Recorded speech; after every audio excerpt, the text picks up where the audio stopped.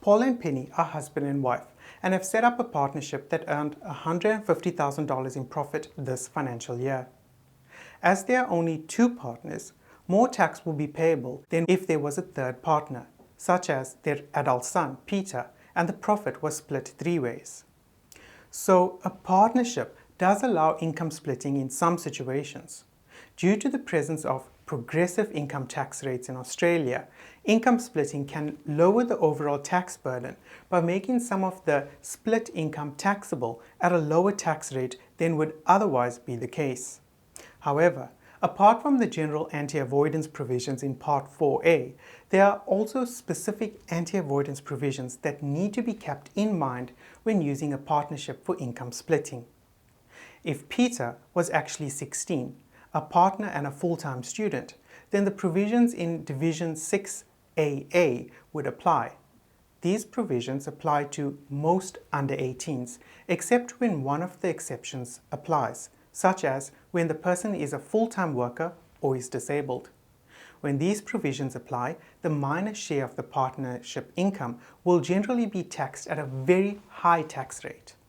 However, we need to keep in mind that to the extent that the under 18s partner's portion of the profit was due to their labour and constitutes a return on capital advanced to the partnership, that portion of the partnership profit will be taxed at the normal adult rates.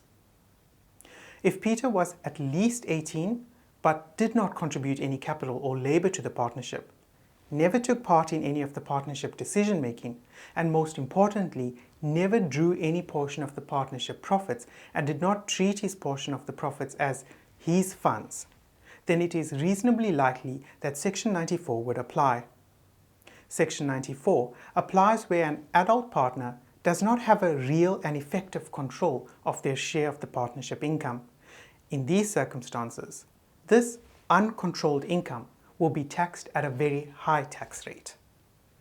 To determine whether a partner has real and effective control of partnership income, we need to examine all the relevant circumstances.